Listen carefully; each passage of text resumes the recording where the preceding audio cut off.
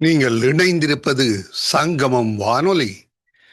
Destiny in Jesus Christ Tamil கிறிஸ்தவ வானொலி கனேடிய மண்ணிலிருந்து ஒலிபரப்பாகிறது. மார்க் 16:15, மத்தேயு 24:14 வசனத்தின்படி இயேசு சீசர்களை நோக்கி, நீங்கள் உலகெங்கும் போய் சர்வ சிருஷ்டிக்கும் சுவிசேஷத்தை பிரசங்கியுங்கள். ராஜ்யத்தினுடைய இந்த சுவிசேஷம் பூலோகம் எங்குமுள்ள சகல ஜாதிகளுக்கும் சாட்சியாக பிரசங்கப்படும். அப்பொழுது முடிவு வரும் என்ற வசனத்தின்படி ஆத்துமாக்களை பரலோகத்தில் சங்கமிக்கும் வானொலி சங்கமம். சங்கமம் சங்கமம்.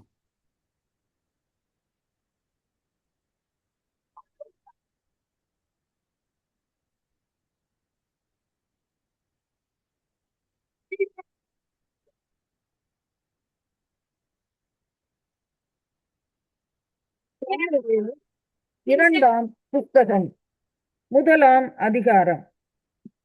சவுல் மரித்த பின்பு தாவீது அமலேக்கியரை முறியடித்து சிக்லாகுக்கு திரும்பி வந்து 2 நாள் அங்கே இருந்த பிற்பாடு 3ஆம் நாளிலே ஒரு மனுஷன் சவுலின் பாளையத்திலிருந்து புறப்பட்டு தன் வஸ்திரங்களை கிழித்து கொண்டு தன் தலையின் மேல் புழுதியை போட்டுக்கொண்டு தாவீதினிடத்தில் வந்து தரையிலே விழுந்து வணங்கினான்.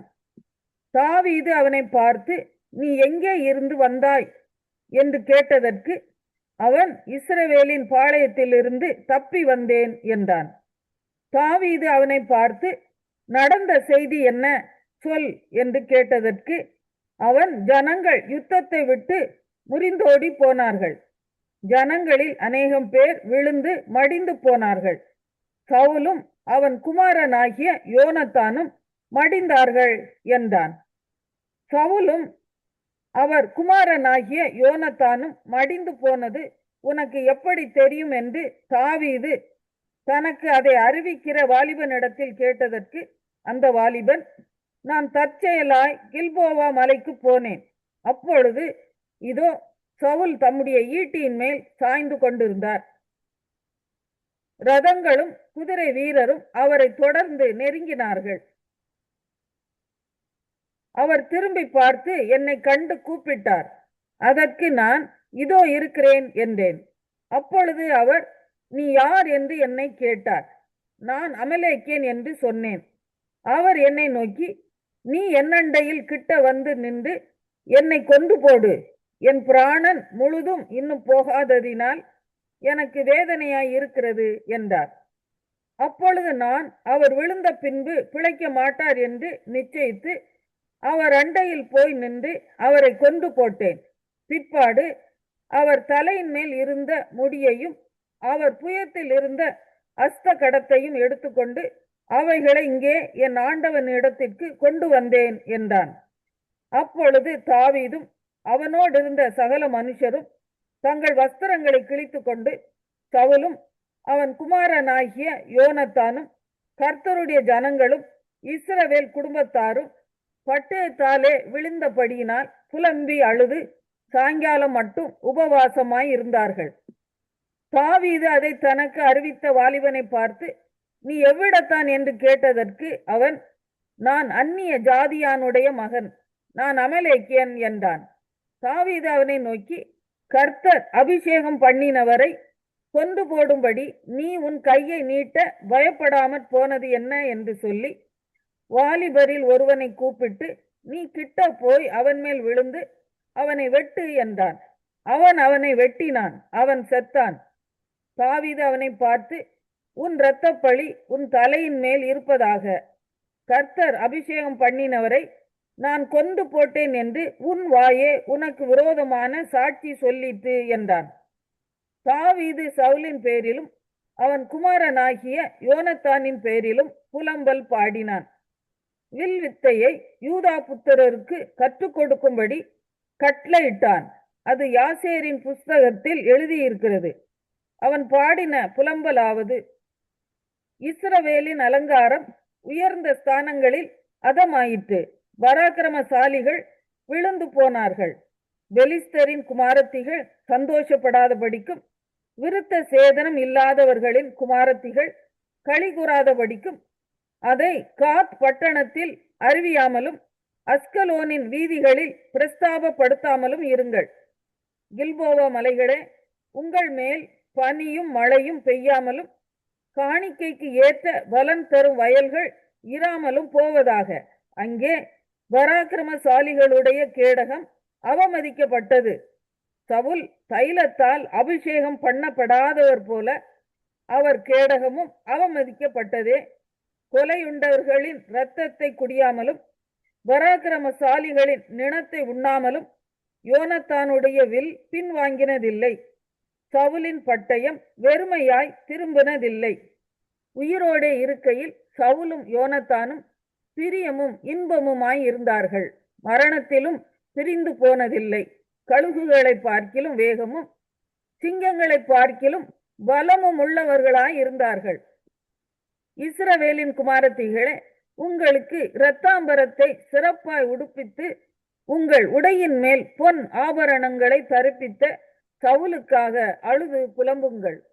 போர் முகத்தில் பராக்கிரமசாலிகள் விழுந்தார்களே. யோனத்தானே, உயரமான ஸ்தலங்களிலே வெட்டுண்டு போனாயே. என் சகோதரனாகிய யோனத்தானே, உனக்காக நான் வியாகுலப்படுகிறேன். நீ எனக்கு வெகு இன்பமாய் இருந்தாய். உன் சிநேகம் ஆச்சரியமாய் இருந்தது. ஸ்திரீகளின் சிநேகத்தை பார்க்கிலும் அதிகமாய் இருந்தது. பராக்கிரமசாலிகள் விழுந்து போனார்களே. யுத்த ஆயுதங்கள். எரேமியா 7ஆம் அதிகாரம். கர்த்தரால் எரேமியாவுக்கு உண்டான வசனம். நீ கர்த்தருடைய ஆலயத்தின் வாசலிலே நின்று அங்கே கூறி சொல்ல வேண்டிய வசனம் என்னவென்றால், கர்த்தரை பணிந்து கொள்ள இந்த வாசல்களுக்குள்ளே பிரவேசிக்கிற யூத ஜனங்களாகிய நீங்கள் எல்லாரும் கர்த்தருடைய வார்த்தையை கேளுங்கள். இஸ்ரவேலின் தேவனாகிய சேனைகளின் கர்த்தர் சொல்லுகிறார், உங்கள் வழிகளையும் உங்கள் கிரியைகளையும் சீர்படுத்துங்கள். அப்பொழுது உங்களை இந்த ஸ்தலத்திலே குடியிருக்க பண்ணுவேன்.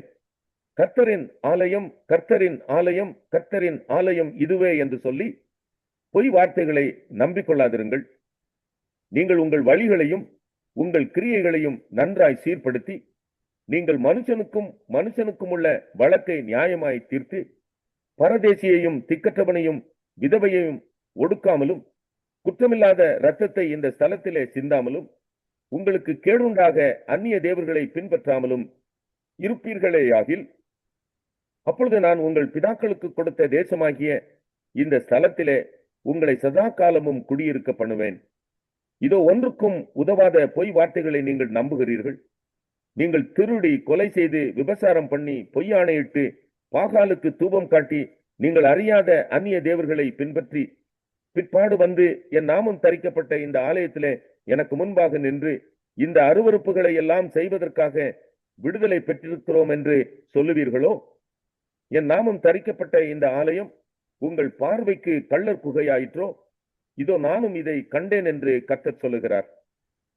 நான் முந்தி என் நாமம் விளங்க பண்ணின சீலோவில் உள்ள என் ஸ்தலத்துக்கு நீங்கள் போய் இஸ்ரவேல் ஜனத்தினுடைய பொல்லாப்பின் நிமித்தம் நான் அதற்கு செய்ததை பாருங்கள். நீங்கள் இந்த கிரியைகளை எல்லாம் செய்தீர்கள். நான் உங்களுக்கு ஏற்கனவே சொல்லி வந்திருந்தும் நீங்கள் கேளாமலும் நான் உங்களை கூப்பிட்டும் நீங்கள் உத்தரவு கொடாமலும் போனபடியினால் என் நாமம் தரிக்கப்பட்டதும் நீங்கள் நம்பிக்கை கொண்டிருக்கிறதுமான இந்த ஆலயத்துக்கும் உங்களுக்கும் உங்கள் பிதாக்களுக்கும் நான் கொடுத்த ஸ்தலத்துக்கும் நான் சீலோவுக்கு செய்தது போல செய்வேன். நான் உங்களுடைய எல்லா சகோதரருமாகிய எப்பிராயிம் சந்ததி அனைத்தையும் தள்ளி போட்டது போல உங்களையும் என் முகத்தை விட்டு தள்ளி போடுவேன் என்று கர்த்தர் சொல்லுகிறார். நீ இந்த ஜனத்துக்காக விண்ணப்பம் செய்ய வேண்டாம், அவர்களுக்காக மன்றாடவும் கெஞ்சவும் வேண்டாம், என்னிடத்தில் அவர்களுக்காக பரிந்து பேசவும் வேண்டாம். நான் உனக்கு செவி கொடுப்பதில்லை. யூதாவின் பட்டணங்களிலும் எருசலேமின் வீதிகளிலும் அவர்கள் செய்கிறதை நீ காணவில்லையா? எனக்கு மனமடி உண்டாக அந்நிய தேவர்களுக்கு பான பலிகளை வார்க்கிறார்கள். அவர்கள் வானராக்கினிக்கு பணியாரங்களை சுடும்படி பிள்ளைகள் விறகு பொறுக்குகிறார்கள், பிதாக்கள் நெருப்பு மூட்டுகிறார்கள், ஸ்திரீகள் மாப்பி செய்கிறார்கள். அவர்கள் எனக்கா மடி உண்டாக்குகிறார்கள். தங்கள் முகங்கள் வெட்கத்துக்குட்படும்படி அவர்கள் தங்களுக்கே அல்லவோ மனமடி உண்டாக்குகிறார்கள் என்று கர்த்தர் சொல்லுகிறார். ஆதலால் இதோ என் கோபமும் என் உக்கிரமும் இந்த ஸ்தலத்தின் மேலும் மனுஷர் மேலும் மிருகங்கள் மேலும் வெளியின் மரங்கள் மேலும் பூமியின் கனிகள் மேலும் ஊற்றப்படும். அது அவியாமல் எரியும் என்று கர்த்தராகிய ஆண்டவர் சொல்லுகிறார். இஸ்ரவேலின் தேவனாகிய சேனைகளின் கர்த்தர் சொல்லுகிறது என்னவென்றால், உங்கள் தகன பலிகளை மற்ற பலிகளோடும் கூட்டி இறைச்சியை சாப்பிடுங்கள். நான் உங்கள் பிதாக்களை எகிப்து தேசத்திலிருந்து அழைத்து வந்த நாளிலே தகன பலியை குறித்தும் மற்ற பலிகளை குறித்தும் நான் அவர்களோட பேசினதையும் கட்டளையிட்டதையும் பார்க்கிலும் என் வாக்குக்கு செவி கொடுங்கள். அப்பொழுது நான் உங்கள் தேவனாயிருப்பேன், நீங்கள் என் ஜனமாயிருப்பீர்கள். நான் உங்களுக்கு கற்பிக்கும் எல்லா வழியிலும் நீங்கள் உங்களுக்கு நன்மை உண்டாகும்படிக்கு நடவுங்கள் என்கிற விசேஷத்தையே அவர்களுக்கு சொல்லி கட்டளையிட்டேன். அவர்களோ அதை கேளாமலும் தங்கள் செவியை சாயாமலும் போய் தங்கள் பொல்லாத இருதயத்தின் யோசனைகளின்படியும் கடினத்தின்படியும் நடந்து முன்னிட்டல்ல பின்னிட்டே போனார்கள். உங்கள் பிதாக்கள் எகிப்து தேசத்திலிருந்து புறப்பட்ட நாள் முதல் இந்நாள் மட்டும் நான் தீர்க்கதரிசிகளாகிய என் ஊழியக்காரரை எல்லாம் தினம் தினம் உங்கள் அண்டைக்கு ஏற்கனவே அனுப்பி கொண்டிருந்தேன். ஆனாலும் அவர்கள் என் சொல்லை கேளாமலும் தங்கள் செவியை சாயாமலும் போய் தங்கள் கழுத்தை கடினப்படுத்தி தங்கள் பிதாக்களை பார்க்கிலும் அதிக பொல்லாப்பு செய்தார்கள். நீ இந்த வார்த்தைகளை எல்லாம் அவர்களுக்கு சொன்னாலும் அவர்கள் உனக்கு செவி கொடுக்க மாட்டார்கள். நீ அவர்களை நோக்கி கூப்பிட்டாலும் அவர்கள் உனக்கு மறு உத்தரவு கொடுக்க மாட்டார்கள். ஆகையால் தங்கள் தேவனாகிய கர்த்தருடைய சத்தத்தை கேளாமலும் புத்தியை ஏற்றுக்கொள்ளாமலும் இருக்கிற ஜாதி இதுதான் என்றும், சத்தியம் அழிந்து அது அவர்கள் வாயிலிருந்து அற்றுப்போனதென்றும் அவர்களுக்கு சொல். நீ உன் தலைமயிரை சிரைத்து எரிந்துவிட்டு உயர் தலங்களிலே புலம்பிக் கொண்டிரு. கர்த்தர் தமது சினத்துக்கு ஏதுவான சந்ததியை வெறுத்து நெகிழவிட்டார். யூதா புத்திரர் என் பார்வைக்கு பொல்லாப்பானதை செய்தார்கள் என்று கர்த்தர் சொல்லுகிறார். என் நாமம் தரித்திருக்கிற ஆலயத்தை தீட்டுப்படுத்த தங்கள் அருவருப்புகளை அதிலே வைத்தார்கள். தங்கள் குமாரரையும் தங்கள் குமாரத்திகளையும் அக்கினியிலே தகனிக்கிறதற்காக அவர்கள் இன்னும் குமாரனின் பள்ளத்தாக்கில் உள்ள தோப்பேத்தின் மேடைகளை கட்டினார்கள். அதை நான் கட்டளையிடவும் இல்லை, அது என் மனதில் தோன்றவும் இல்லை. ஆதலால் இதோ நாட்கள் வரும் என்று கர்த்தர் சொல்லுகிறார். அப்பொழுது அது அப்புறம் தோப்பேத் என்றும் இன்னும் குமாரனின் பள்ளத்தாக்கு என்றும் சொல்லப்படாமல் சங்கார பள்ளத்தாக்கு என்று சொல்லப்படும். தோப்பேத்திலே இடம் கிடையாமற் போகும் மட்டும் சவங்களை அடக்கம் பண்ணுவார்கள். இந்த ஜனத்தின் பிணங்கள் ஆகாயத்தின் பறவைகளுக்கும் பூமியின் மிருகங்களுக்கும் இரையாகும். அவைகளை வெறுட்டுவாரும் இல்லாதிருப்பார்கள். நான் யூதாவின் பட்டணங்களிலும் எருசலேமின் வீதிகளிலும் களிப்பின் சத்தத்தையும் மகிழ்ச்சியின் சத்தத்தையும் மணவாளனின் சத்தத்தையும் மணவாட்டியின் சத்தத்தையும். மத்தேயு 18ஆம் அதிகாரம். அவ்வேளையிலே சீஷர்கள் இயேசுவினிடத்தில் வந்து, பரலோக ராஜ்யத்தில் எவன் பெரியவனாய் இருப்பான் என்று கேட்டார்கள். இயேசு ஒரு பிள்ளையை தம்மிடத்தில் அழைத்து அதை அவர்கள் நடுவே நிறுத்தி, நீங்கள் மனம் திரும்பி பிள்ளைகளைப் போல் ஆகாவிட்டால் பரலோக ராஜ்யத்தில் பிரவேசிக்க மாட்டீர்கள் என்று மெய்யாகவே உங்களுக்கு சொல்லுகிறேன். ஆகையால் இந்த பிள்ளையைப் போல தன்னை தாழ்த்துகிறவன் எவனோ அவனே பரலோக ராஜ்யத்தில் பெரியவனாய் இருப்பான். இப்படிப்பட்ட ஒரு பிள்ளையை என் நாமத்தின் நிமித்தம் ஏற்றுக்கொள்கிறவன் என்னை ஏற்றுக்கொள்கிறான். என்னிடத்தில் விசுவாசமாய் இருக்கிற இந்த சிறியரில் ஒருவனுக்கு இடரல் உண்டாக்குகிறவன் எவனோ அவனுடைய கழுத்தில் ஏந்திர கல்லை கட்டி சமுத்திரத்தின் ஆழத்திலே அவனை அமிழ்த்துகிறது அவனுக்கு நலமாயிருக்கும். இடரல்களின் நிமித்தம் உலகத்துக்கு ஐயோ! இடரல்கள் வருவது அவசியம், ஆனாலும் எந்த மனுஷனால் இடரல் வருகிறதோ அவனுக்கு ஐயோ! உன் கையாவது உன் காலாவது உனக்கு இடரல் உண்டாக்கினால் அதை தரித்து எரிந்து போடு.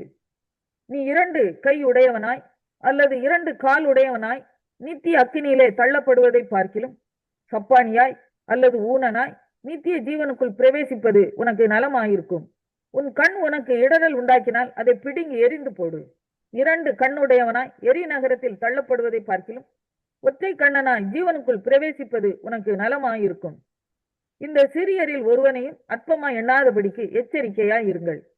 அவர்களுக்குரிய தேவதூதர்கள் பரலோகத்திலே என் பரமபிதாவின் சமூகத்தை எப்போதும் தரிசிக்கிறார்கள் என்று உங்களுக்கு சொல்லுகிறேன். மனுஷகுமாரன் கெட்டு போனதை ரட்சிக்க வந்தார். உங்களுக்கு எப்படி தோன்றுகிறது? ஒரு மனுஷனுக்கு 100 ஆடுகள் இருக்க அவைகளில் ஒன்று சிதறி போனால் அவன் மற்ற 99 ஆடுகளையும் மலைகளில் விட்டு போய் சிதறி போனதை தேடாமல் இருப்பானோ?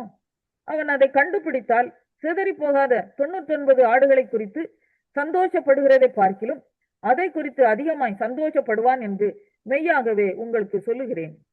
இவ்விதமாக இந்த சிறியரில் ஒருவனாகிலும் கெட்டு போவது பரலோகத்தில் இருக்கிற உங்கள் பிதாவின் சித்தம் அல்ல. உன் சகோதரன் உனக்கு விரோதமாக குற்றம் செய்தால் அவனிடத்தில் போய் நீயும் அவனும் தனித்திருக்கையில் அவன் குற்றத்தை அவனுக்கு உணர்த்து. அவன் உனக்கு செவி கொடுத்தால் உன் சகோதரனை ஆதாயப்படுத்தி கொண்டாய்.